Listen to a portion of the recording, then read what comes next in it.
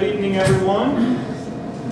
Thank you all for coming out to the Holland Land Office Museum tonight for our guest speaker series. This is a program we started almost 8 years ago now, where we bring in local presenters from across Western New York and even farther afield to talk about various topics. So tonight we are proud to welcome back Patrick Ryan, even though the first time we had him was in a different position, so it's almost like it's all new. But he is going to talk about tonight the Richardson Olmsted Complex, where he is a cultural curator now. So we're very excited to have him back to talk about one of Western New York's most well-known landmarks and what it might be. Thanks for having me. Everybody, I'm used to projecting, so if I'm yelling with this mic, just wave me down. Apparently it's not loud enough actually the way it is, so I can tell you louder. How's that? Big thanks to Ryan and the Holland Land Office Museum, obviously, for having me. To this point, this is my second time here. Last time I was here, I was with the Buffalo History Museum. That's definitely It's a little too loud. all right. Last time I was here, I was with the Buffalo History Museum. I did a presentation on William Wells Brown, so thank you if you're here for that one. But about 2 years ago, I decided to take my talents about 1,000 feet down Elmwood Ave and started a new position at the Richardson Olmsted Campus, which, to Ryan's point, that's what we will be talking about tonight. Kind of the past, the present, and what we have in store for the city of Buffalo, for one of Western New York's most iconic buildings, properties, and we're hoping to bring it back to the level of a place where the community, whether it's the West Side, the Elma Village, North Buffalo, whoever can come back, enjoy it, and be proud of it. Give it a sense of feeling, a sense of community, rather than two abandoned towers sitting there for 50 years, right? So let's get started. I made some slides. I don't know how closely I'm going to be following them, so apologies if what I'm saying to you doesn't match, but we'll see where we head. So who are we, or I guess me in this case?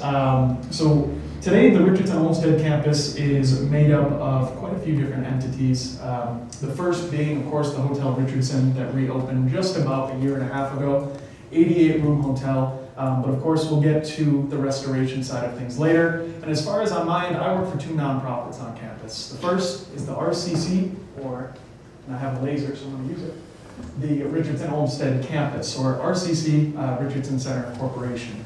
Basically, think of that as the landlord for the campus, making sure that our tenants are behaving well, making sure that buildings aren't falling over, and working on the preservation side of things.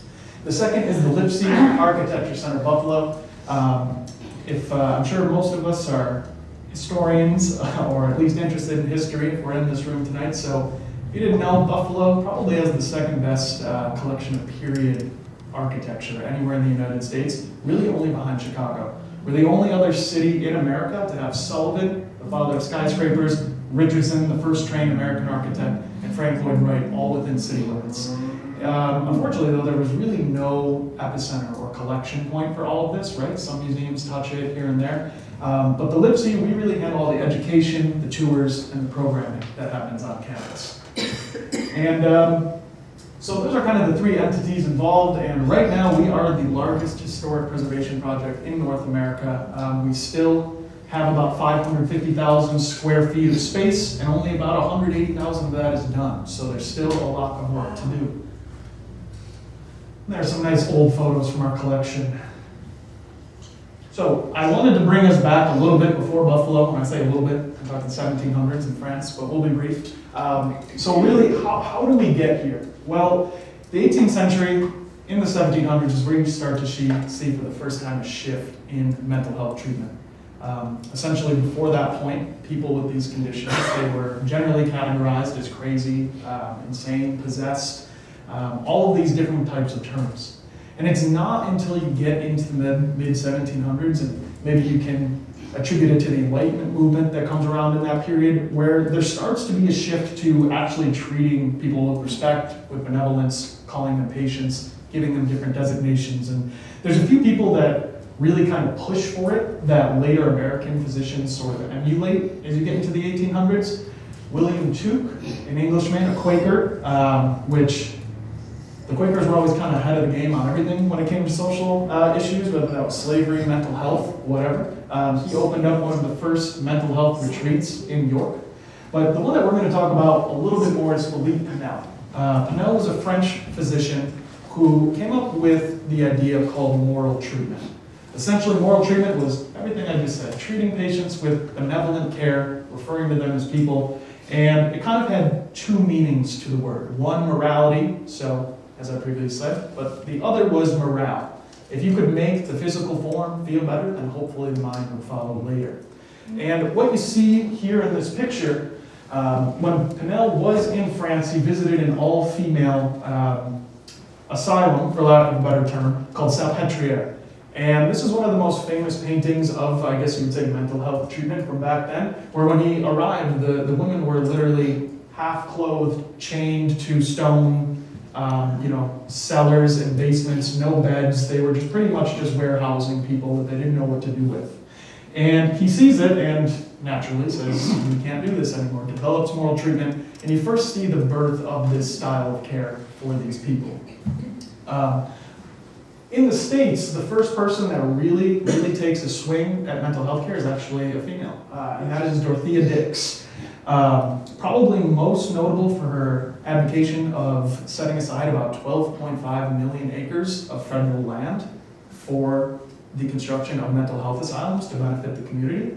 Fortunately for her, that was struck down by Franklin Pierce because at the time there's still that states versus federal government who has the power to do what, and it kind of just falls to the wayside. But she sets the stage for people to start talking about mental health treatment and what they're going to do about it in the future.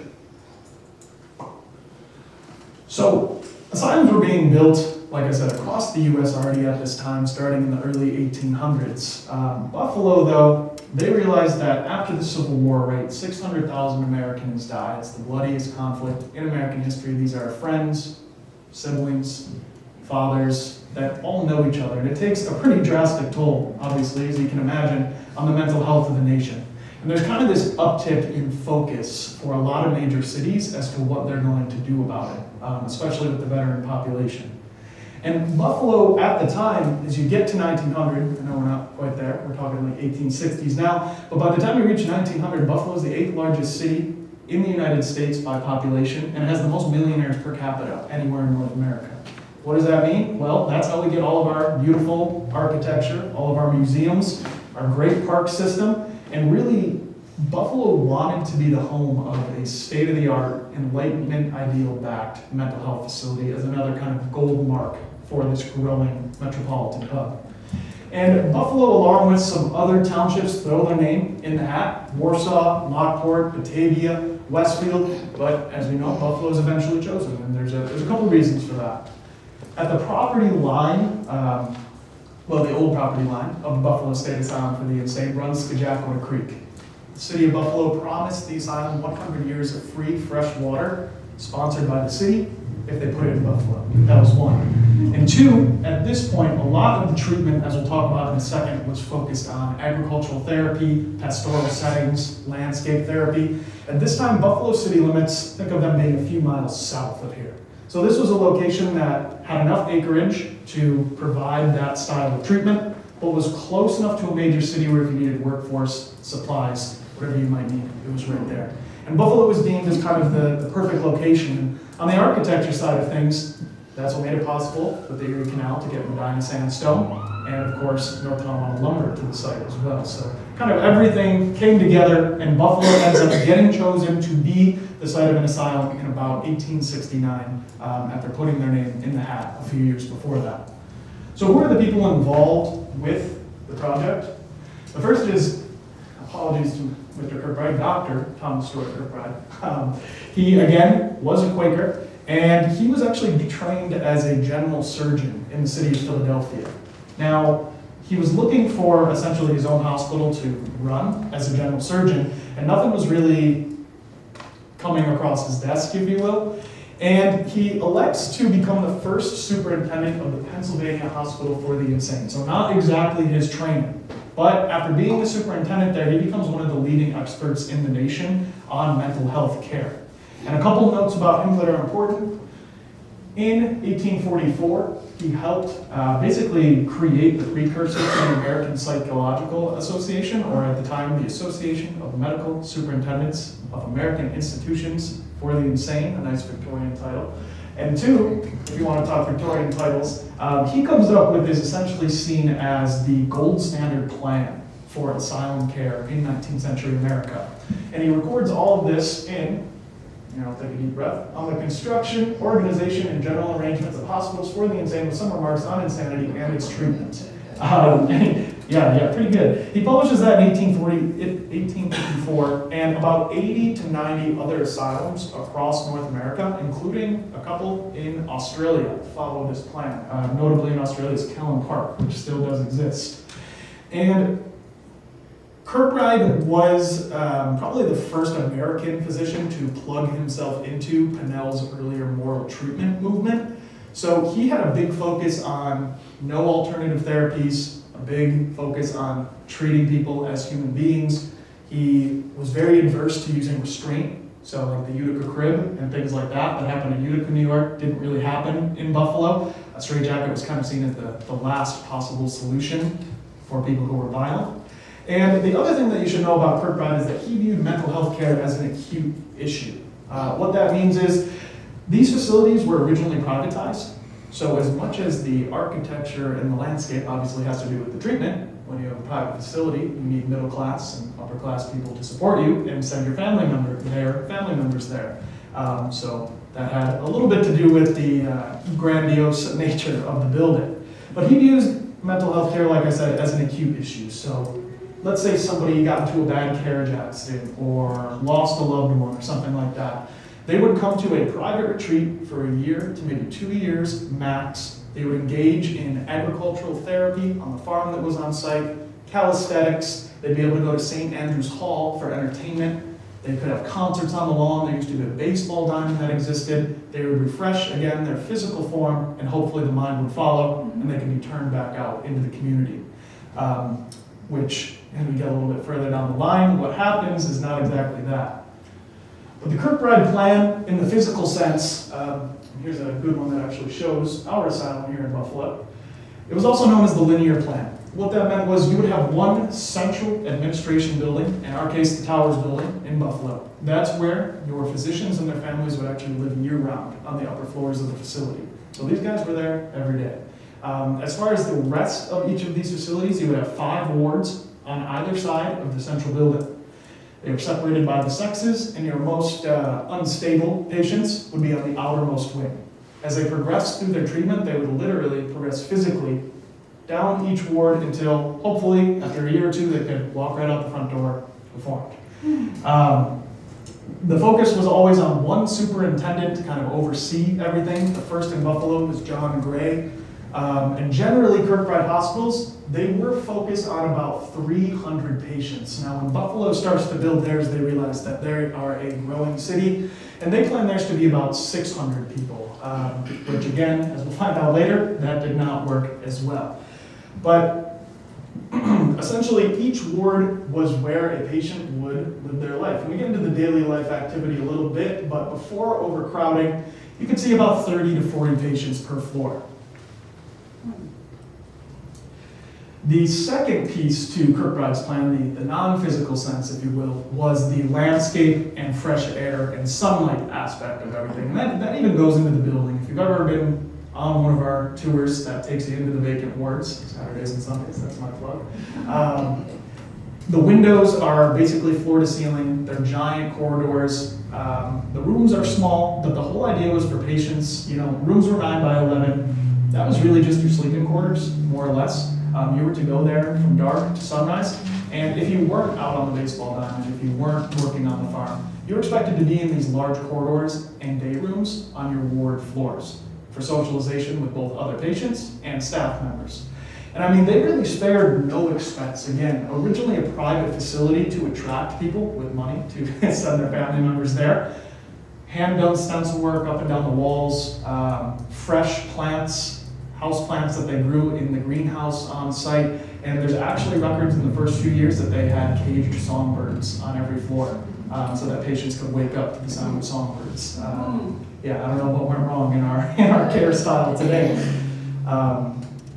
So I have a note here, again, I'm kind of like going around everything, but as far as, actually, we'll go to some pictures. We'll do that first. So here's some pictures of the asylum back in the day, and again, there's a big focus on your outdoor activities. Everything from carnivals and ring toss, like the Erie County Fair, to exercise, to baseball teams that literally played on a diamond that used to exist on the South Lawn, and of course the working farm in back. And we'll talk about the guy that designed all that.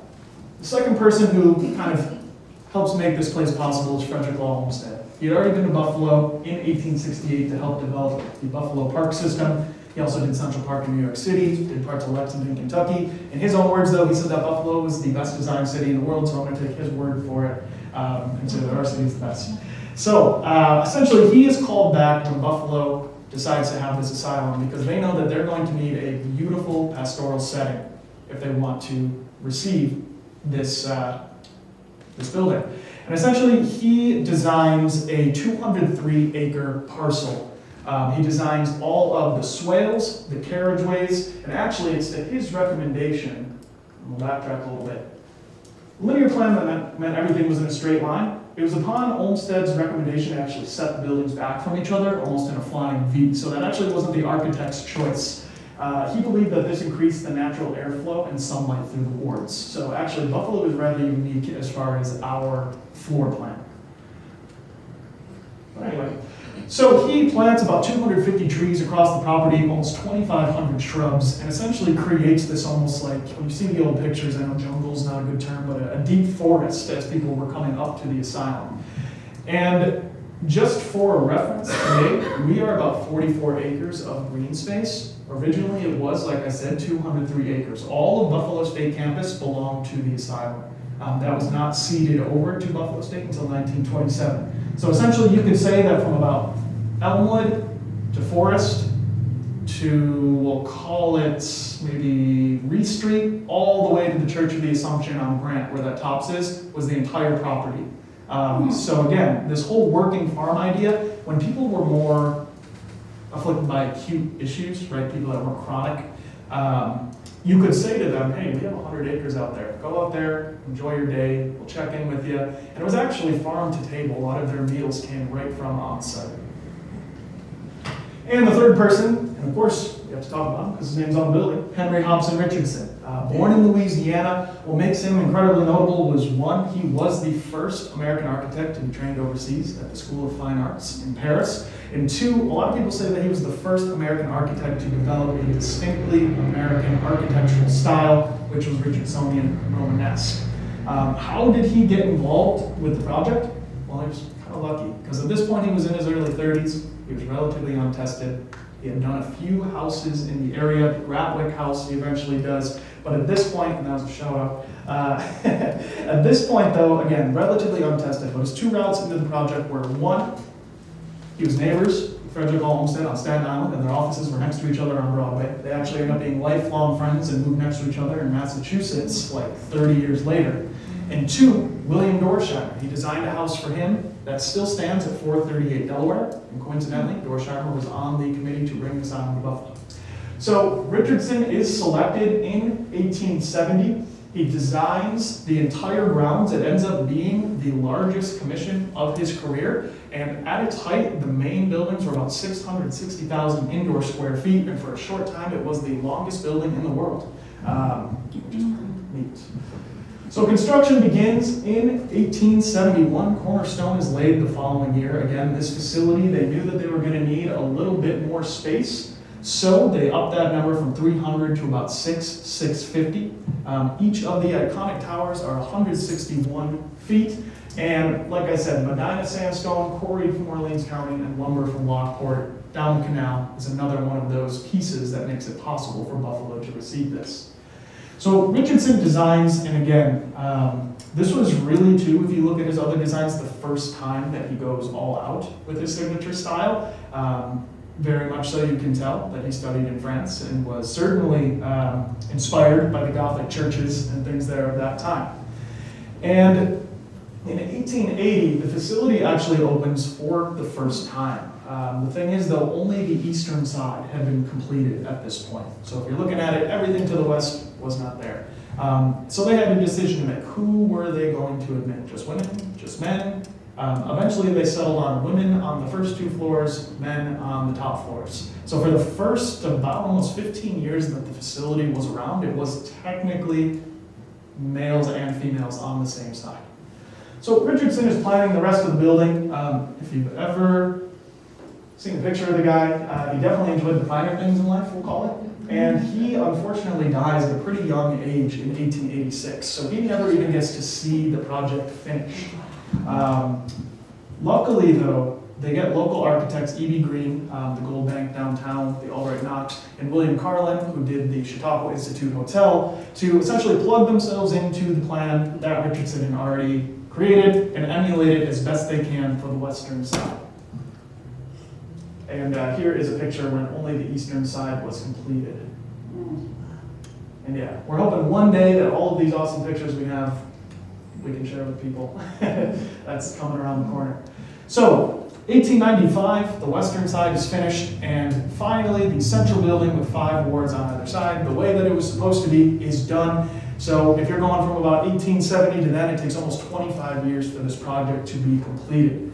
And again, I mean, look at how high these towers are with no machinery. It must have been, I mean, quite the marvel and quite the feat to even pull it off in general.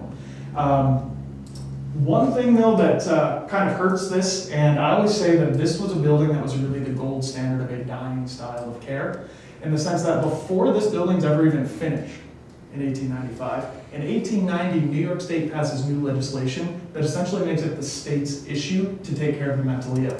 So the almshouses, the jails, the mental health facilities, I'll put air quotes around that, like the one at Hayes Hall now on UB's campus, all of those are emptied out, and these patients are sent to a place that was intended to be private and for 600 people. Another problem with this is most of the patients they were servicing were acute needs. These aren't people that are suffering from long-term effects, meaning people with chronic conditions, you can't just say, fresh air and sunlight, we'll catch you later, enjoy the lawn, and we'll see you later. So to that point, I don't think I have a picture of it, but for those familiar with the property, you know the, for lack of a better term, the cages on the front of the building?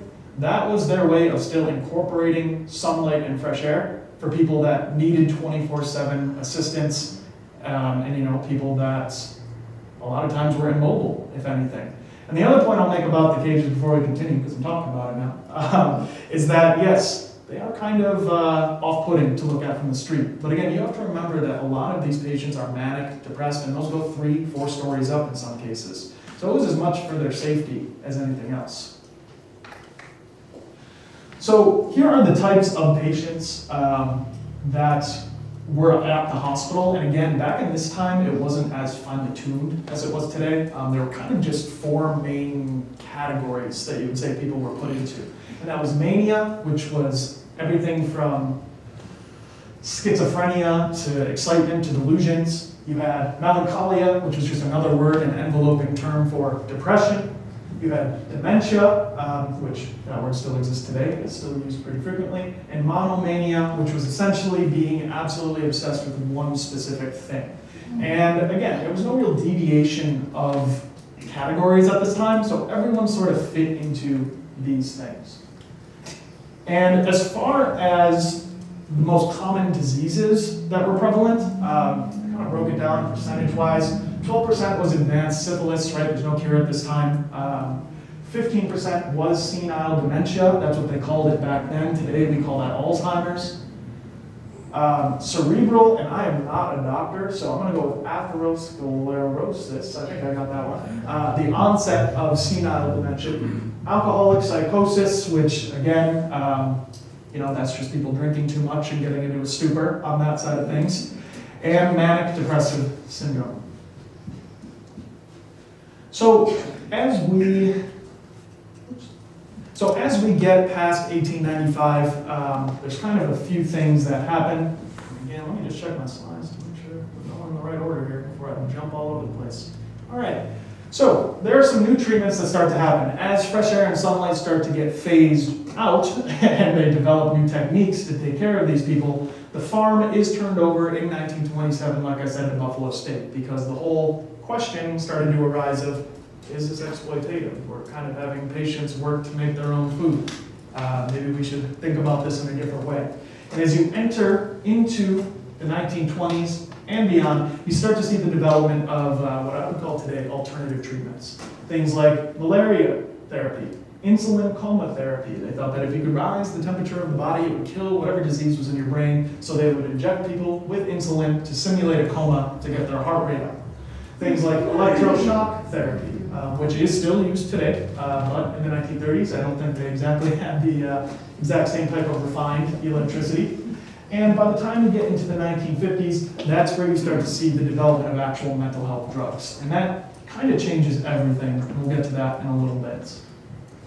So again, I touched on this very briefly, and we'll do it briefly again. Your patient daily life was actually pretty stellar for the first 15 years that the facility was around, which I know sounds silly, but after that New York State Legislature change, kind of screws everything up. But at the beginning, like I said, 9 by 11 rooms, one person per room. You were afforded a trunk, maybe you're on war, something like that. Keep your stuff in there, but again, most of the time you would either be in a place like Andrews Hall, which had everything from concerts to plays to Halloween parties that the actual patients put on, to music rooms. Music therapy was big on campus. They had a noted jazz saxophonist from New Orleans named Elvin Shepard, who actually gave jazz therapy 4 days a week on campus.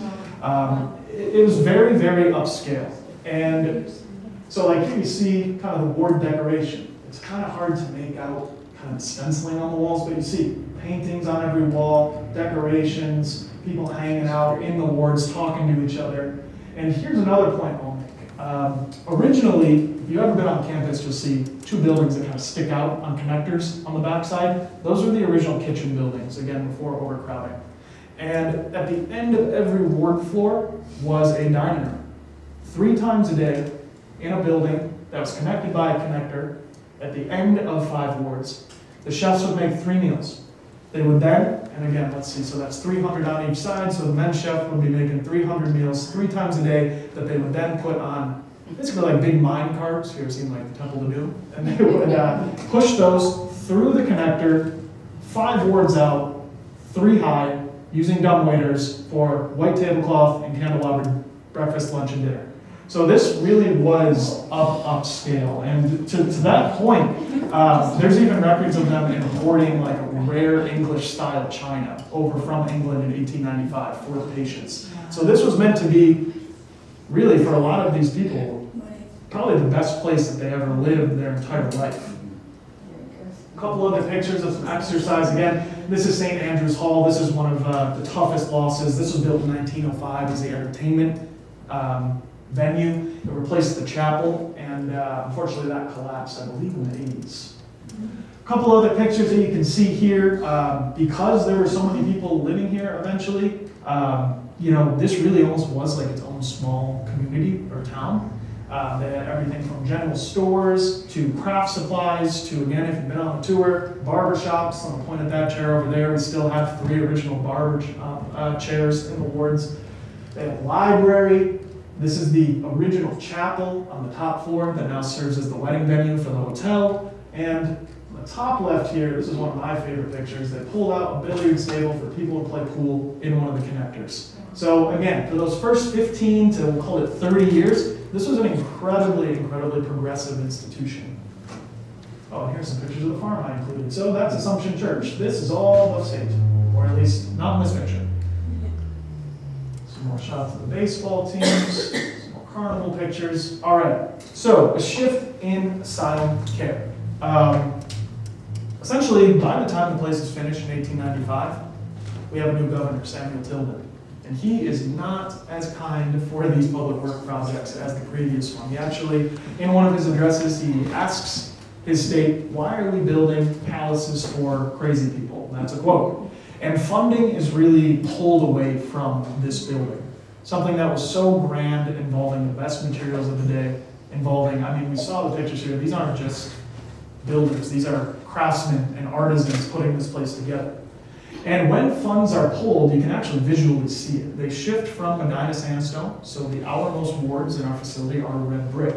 And today, that is a lot of problems because that falls apart a lot easier than Medina sandstone.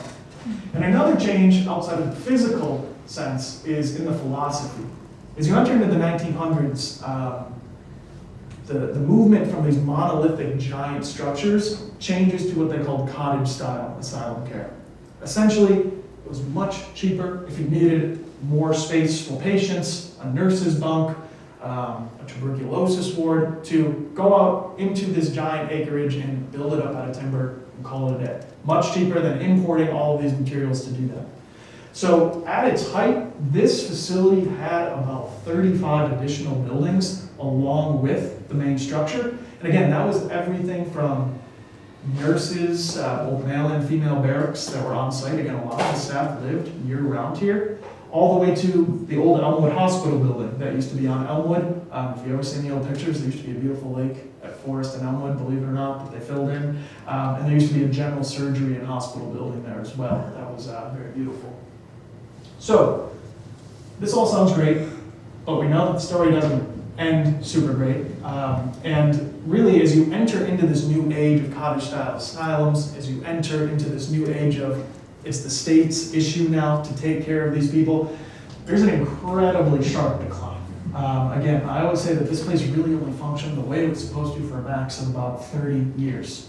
By the time you get into the 20s and the 30s, overcrowding begins. A facility built for about 600 has over 4,000 patients by the time you enter the 1930s. So all of these beautiful rooms that used to belong to one person, now you have 3, 4, you have people in the hallways, you have people pretty much everywhere. And Kirkbride, actually you can kind of see it in this picture, he was one of the first proponents of curved walls in facilities, and that's one of the reasons why our connectors are curved, because he thought that it would be harder to stack square beds on round walls. Unfortunately, it didn't exactly work. And for context, I always say this, over 4,000 patients, let's call it 4,000 for ease, plus you would say between maintenance, nurses, physicians, cooks, everything, probably an additional 400 employees probably at any time on campus. So you're pushing it like 4,500 to 5,000 people. So for context, Buffalo State University, entire enrollment right now is about 6,000. So it's like if you took the entire school and dropped them in one building. That's pretty much what happened. And this is just exacerbated as you enter into the 1940s, right? World War II. A lot of the male physicians and workers have to go fight overseas. So this disparity between patient population and caretakers grows even more steadily. And again, just the whole point of the materials and the shift of funds, the building at this point is already kind of starting to fall into disrepair. So as you enter into the late 1950s, again, New York State, they don't want to foot the bill for this. They decide instead that they will build a modern rehabilitation center. And construction begins on that in 1963.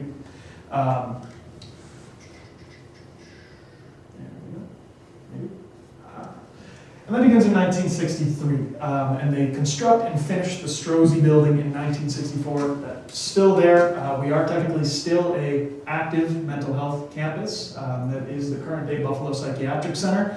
I always say that it's kind of neat to me, as a little side note, that their patients are permitted to stroll the grounds. A lot of times they kind of all group together and go for walks, and it's kind of interesting, while obviously not the main style of therapy, this whole landscape idea, fresh air, sunlight, is still kind of in effect today for the patients there. But I digress. This is much more similar to a modern day hospital. I mean, you can just see here, again, they went from meticulously curated building to a box.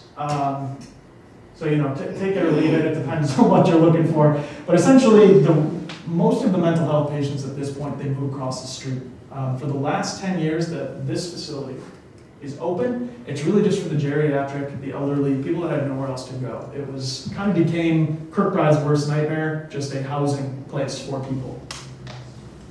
So, when the Strozzi's built, they actually tear down 3 of the men's wards on the eastern side. They replaced them with, I gotta say, pretty ugly buildings that are now also vacant, so I don't know if it was worth it per se. But from that point on, like I said, the last 10 years, the place is really falling apart. Most of the outermost wings had already been abandoned at this point. And in 1974, the last patients altogether come out of the historic wards. A couple things kind of help make sure that it doesn't get torn down. One is, well, I always say Buffalo, we peaked so hard and built all these beautiful things and then got so poor that we couldn't tear them down. So that's one. Two, in 1973, the year before it closed, someone had the foresight to put it on the National Historic Registry. So that at least gave it some shelf life. But in 1986, it received the highest honor that it could have, and that is the National Historic Landmark, of course, due to the Kirkbride, Olmsted, and Richardson connection. And here are some pictures of how things looked. Again, you would say that the main buildings were abandoned for about 40 years. A lot of these spaces were abandoned for even more than that, 50, 60 years. Plaster work does not look good in Buffalo winters. Neither does mortar work. All of this water getting into these cracks, then expanding, right? They didn't leave the heat on, they didn't leave the lights on. They were basically just open to the air for almost half a century. Here's some other pictures that you see. Here's our barber shop on the bottom left. So what happens next? Well, this building sits here for a really long time, and something that was, and still is, an architectural marvel, something that was supposed to be a bright spot for the city, becomes the exact opposite. When people aren't talking about the history of these places and it sits vacant for so long, that's where your urban legends, your stories, your kind of negative perception of places happen. Especially when you have a building that looks as Gothic as this does, and you put up a fence around it, and it looks very creepy, and it becomes the place where kids in the neighborhood or Buffalo State students, break into as the spooky thing to do. But in 2006, there's a big movement in the city to flip the script back to what this place was supposed to be. Essentially, Stan Lipsey, if you're familiar with the former publisher of the Buffalo News, I say he gets together and forms the A-Team, Avengers, whatever you want to call it, of Buffalo, and they sue the state of New York for control of the property. They say that they've been delinquent landlords, and that was pretty much true. I think New York State was hoping for demolition by neglect. At least that's my opinion. So they sue the state, and eventually the state says, all right, if you want it, you've got to take care of it, and they hand over the entire property, 45 acres and all buildings, for $1 to the nonprofit that I work for today. The first steps, and as part of this agreement, we were awarded just about $100 million from the state. A lot of that, not a lot, but a decent amount went to the Martin House next door. But we receive about $77 million or so, and that really just goes to the first round of stabilization. This building needed a lot of work. If you were in the hotel lobby these days, everything looks super fancy and nice boutique hotel. If you were there even 15 years ago, you could see the sky. So it required a lot of work. So I would say that when the RCC was formed, there were kind of 3 steps to their master plan as far as what they wanted to do. The first was a revitalization of the South Lawn. That is our 9-acre green space that runs parallel to Forest. In the 1930s, when they were car crazy, they paved over the entire thing with a parking lot. So the first step was to restore that. We work with horticulturist Nell Gardner. She used to be at the Martin House in Graycliff. We're doing our best to completely restore the original plantings that were on site. But all the asphalt is gone. We have a 9-acre green space. It's a great spot for the community to walk their dog or play Frisbee. We do a lot of our public events out there. We just did the Bills game against the Dolphins with 3 outdoor screens last Thursday. We do car shows. We do cross-country skiing. Hoping to do an ice rink this winter. If you're familiar with like the Hamburg holiday market, that moved to our lawn as well. So we're just trying to, not everyone's interested in history and mental health and architecture. But if you can still make this a place that people are proud of and they want to go to, and they can say, those are my towers, I live here, people are going to come. So essentially, that was step 1, getting the South Lawn back to the people. Step 2 was to take the center towers building and the 2 wards on either side, and 1, restore it, but 2, create an economic driver in the city of Buffalo. Because preservation, a lot of people have, I'll put it like this, you have to balance the idealism and the pragmatism when it comes to rehabbing buildings. You have both sides of it. You have people that say, don't restore it, just leave it the way it is, and be like the Colosseum from Rome. I've heard that personally. you know. And then you have the people that say, who cares what you do with it? Just turn it into a Dave & Buster's. Essentially, though, we wanted to do something that was both respectful but also an economic driver, like I said. And when you take a property like this, because it is a protected national landmark, federally, state-wise, and in the city, you have to follow all of the guidelines, meaning, excuse me, all the original plasterwork has to go back the way it was. Doors, grates, doorknobs, tile work, anything considered architecturally contributing has to be restored. So to that point, when you have a building that was built as a machine for mental health, with super giant hallways and day rooms, but little tiny rooms, reuse is difficult. Eventually, after a lot of back and forth with the state, they did allow for a wall here and there to be taken down between old patient rooms. The hotel was settled on as the economic driver and kind of new space, the new rebirth for the facility. In 2017, 2018, Hotel Henry opened for the first time. Resounding response from the community. People were talking about the restaurant, people were going there all the time. But unluckily for us, as we all know, 2020 happened.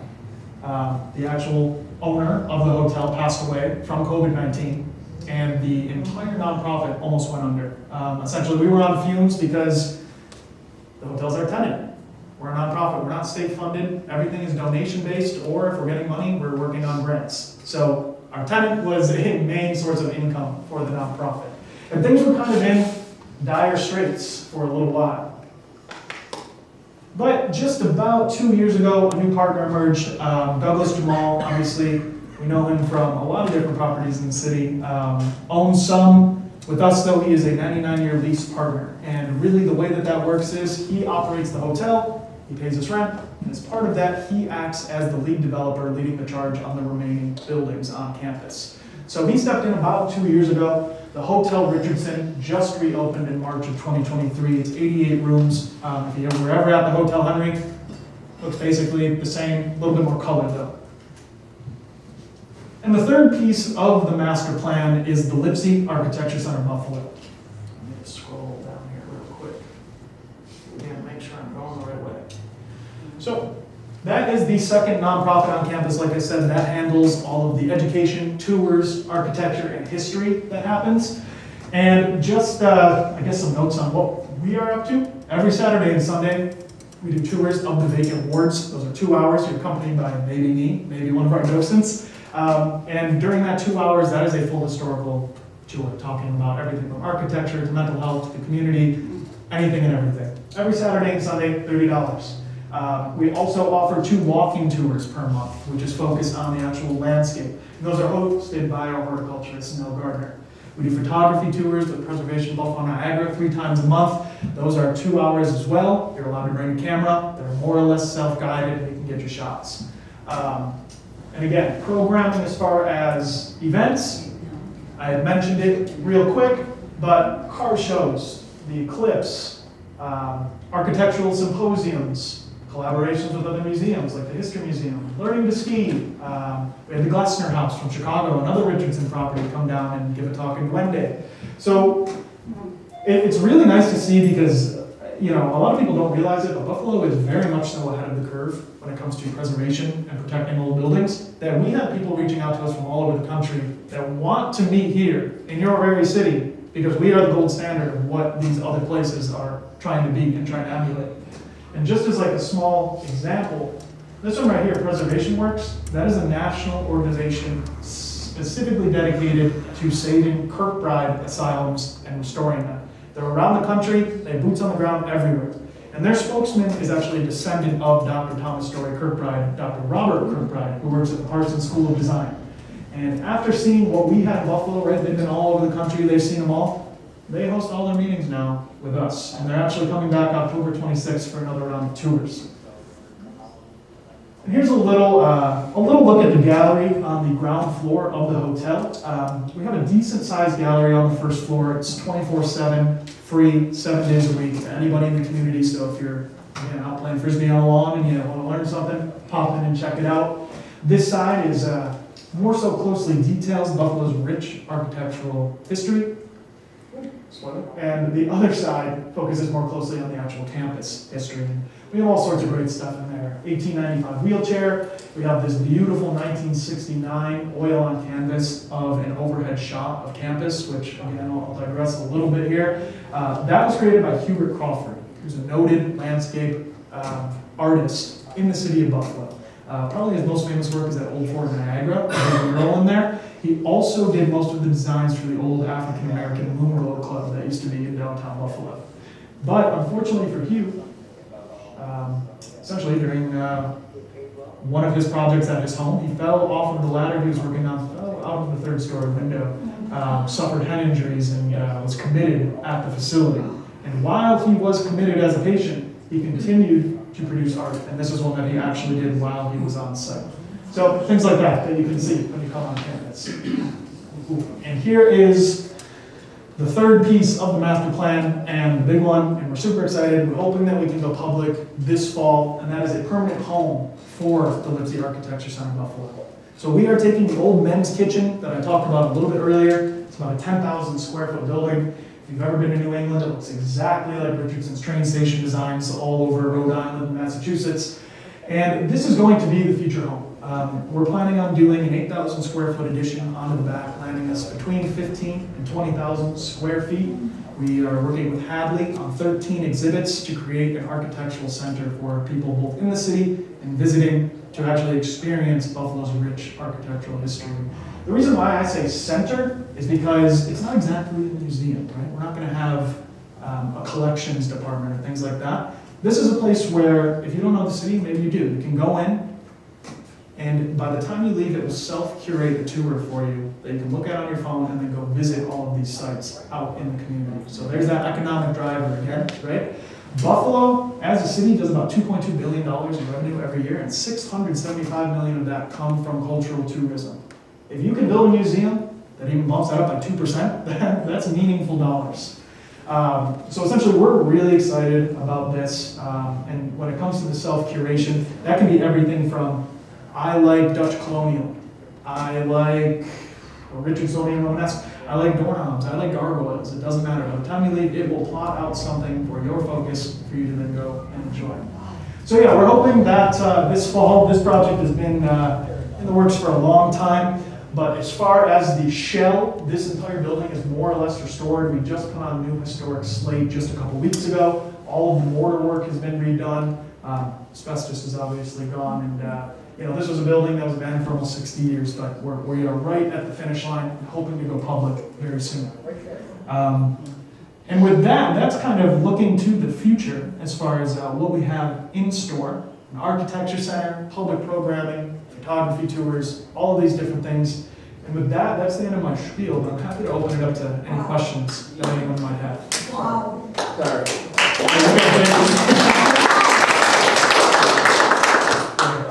Did they ever do anything controversial like lobotomies or eugenics? Or... No eugenics. So Kirkbride was very, I'll put it like this. As far as all the newspaper articles we've ever looked through, looking specifically for negative stories, we've only found 5 recorded instances of abuse by staff members, and all of those gentlemen were relieved of their duties. So Kirkbride and then John Gray, who was the first superintendent, took the image of the facility very, very seriously. To your question about lobotomies, though, I can answer that kind of yes and no. They didn't happen in the building that we're in now, but there was the surgery building where more than likely they probably did take place on campus, but I can say they didn't take place in the main structure at least. Yeah. Is there a list of residents someplace? This is that's a loaded question. So I used to work at the History Museum, where if you needed a book or an item, you could walk down the hall, talk to a librarian, they would have a specific number, they would go and grab it and give it to you. When everybody kind of walked away from this place, this kind of became a half history, half detective work kind of project. So we don't have a whole ton of records as far as specific like patient rosters or things like that. Most of what we know, we have pretty much every superintendent report from 1880 to about 1965. So that's where we get the most of our knowledge. And, you know, I've even reached out to Utica, I've reached out to the State Mental Health Office in Albany, and nobody seems to know. So we're still working on the collection side of things. Yeah, After the rotation at the site center as a student nurse. really. And I remember being in the locked ward and you couldn't get there except with a key. I also remember that one time we were very frightened to go on board because the day before the patient in a straitjacket had taken a chunk out of the head nurse's cheek. And I also witnessed, the other thing I remember was witnessing electric shock therapy there. Yeah, we actually, That's all I remember. thank you for sharing that. We still actually do have some cabinets that we're hoping to restore. We have plans to like recreate a nurse's station, recreate a patient's room. But that's really kind of to your point, or I guess to my point, but I made it really kind of somebody's point. When you're not talking about the good in a building, Yeah. that's what everyone remembers. So sorry that you had to see those things and experience them, No, I but wanted to come and hear the history of the building. That was very interesting. good, good. Yeah. Anything else? Yeah, back there. At the back of the complex, they had a kitchen. Yeah. What's happening with that? So that is this guy right here, 2 kitchens. There's the female one, which is E.B. Green designed. That's kind of backburnered right now by orders of magnitude, so we're just hoping that that tenant doesn't fall in the meantime. And then this is the men's one, so this will be the future architecture center. What is the red building back there? So in the 1930s, when overcrowding happened and they realized they couldn't do 3 squares a meal, fancy setups, they built more modern cafeteria buildings that could house these people. And really to the idea of the change in materials, red brick very notably versus the Medina sandstone, much cheaper, easier to put together. Anything else? Ready to go? Oh, I have one more, sorry. Well, there was also I want to say a cold storage or cold cellar connected, was it to that kitchen building or? Both of them actually have And that- kind of underground-ish. They're kind of like at level or almost like at grade. Right. But yeah, they have, we still have like the old walk-in icebox doors and everything down there. It was really like a whole operation going on in But there. the mound is still there. Like on the outside, like around it. Yes. Yeah, The so mound. that has You can been, climb that hill. that has been one of the No. points that the architects that we hired are working on, trying to navigate that kind of like random rise in elevation that runs around it. They're not destroying it. No, this, well, the The little mound, I'm talking about the mound with the cold storage. So there's no storage in there, that's just like a natural grass berm that they built up around it. We have like no record as to why specifically they did that, but as far as the building and the cellar and all that, that's all remaining. You had a picture of a really dilapidated thing the way it was after it was abandoned. Are there other rooms like that still, or are they all done now? Yeah, so we're at 500,000 square feet today, only about 220,000 of that is complete. So we actually have more to go than we don't. So if you're facing the building from Forest Ave, there are still 4 wards on the western side to be finished, and still a remaining ward on the right side. And just so everyone knows, if somebody asks, the western side, the plan is actual 100 apartment units. That's what Douglas Development is planning for the western side. And the eastern side will be a hotel expansion so that we get about 120 rooms rather than 88. Yeah. Were the original patients coming from other counties too? Here and there, but really, yes, this was kind of a all of Western New York facility. Because again, at this point, the closest facility was Utica, which we know is a couple hour drive. So pre-automobile, you send somebody there, good chance you probably won't see them again. So this was Erie County, Niagara County, kind of anyone from west of Utica really could find themselves here. Yeah. So, are there areas, if you come for a tour, are there areas that are sort of like that the public can Oh yeah, they're hard hat tours. So the whole thing takes place in here. Okay, that is what you can. Yeah, so if it's 2 hours, we'll say you start in the gallery for 15 minutes and then an hour and a half is spent in these spaces, actually seeing them. One more question. I'm a native of Utica, at least I was born there. the state asylum that is still standing was Erie Canal funded originally. Is there anything happening with that? Because last time I visited it, it was in really bad shape. So I was actually there about a month ago. Don't ask me why. I was just driving by and decided to stop and take a look. There are fences around it, and there were some lights on inside. I haven't heard anything specifically as far as reuse, though. What got you interested in this? So I come from a history background, and I've been working in culturals in Buffalo somehow for like 10 years now already. And you know, like I said, I was at the History Museum before. This was just a new challenge, a new property, just kind of a whole different thing, but at the end of the day, kind of the same thing too. That's a horrible answer, but that's the best I can do. There's a book called Lives They Left Behind. Yeah. Have you read that? I haven't read it, but I know It gives a about it. real clear, now their treatment program, I don't know, a little different, but. Just the suitcases and things that they sad found. stories that Unbelievable. they recreate the lives of several of the patients, that they found stuff, but they also talked about the general treatment. Yeah, I would say there's a couple books that are more specifically on this facility. The one that I need to get to myself was actually written by a patient on site, Lizzie Cotier. She was charged with murdering a child, but while she was there, she wrote The Right Spirit to kind of defend herself and say she didn't deserve to be there. So that's a good one to check out if you're interested in that. Could you give us the names, please, of those 2 books or 3 books you were just talking about? Yeah. What is this gentleman's, the title of this gentleman's book he was talking about? Yeah, we gotta write it down. I'm not sure. Can you say that one again? Correct It's that. The Lives They Left Behind. It's available on Amazon, so Do you know the author? if you Google or if you go on Amazon and put The Lives They Left Behind. We can get it written down for you. Yep. Put it on a business card for you. Thank you. Yeah, of course. Anything else before I step back here on the left? Wow, just. Thanks, everyone.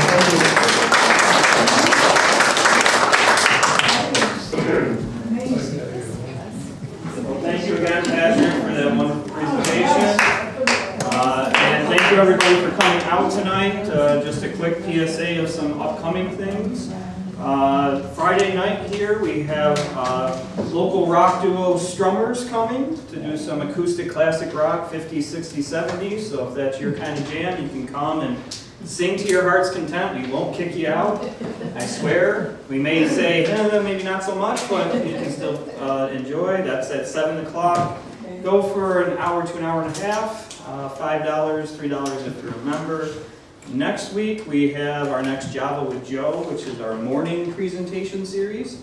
Tom Tiefel, who is the Bergen Town historian, will be talking about Lieutenant Thomas Dean of North Bergen. And Tom actually lives in the Dean home and has a lot of his letters from the Civil War. And he's going to be talking about that.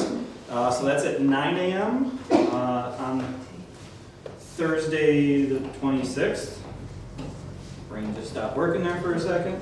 And going into October, we have our ghost walks. We have our West Side Ghost Walk and our Downtown Ghost Walk. And never fear, if you don't want to walk, we do all the stories in-house. So October 2nd, Connie Boyd, who does the tours, will be doing the West Side. And then October 17th, she'll be doing the downtown stories right from the comfort of our warm museum space here. But if you want to do the walks, they are every Friday. We're splitting them up between the 2 sites at 7 and 7:30. If you go to our website, the links are there for the ticket site. There are still some left, but they are rapidly filling. So we may be sold out before we even get to October. So check all that out. Go to the website, go to Facebook. If you get our email blast, you'll get one tomorrow with all this information too. So thank you everybody and have a good night. Thank you.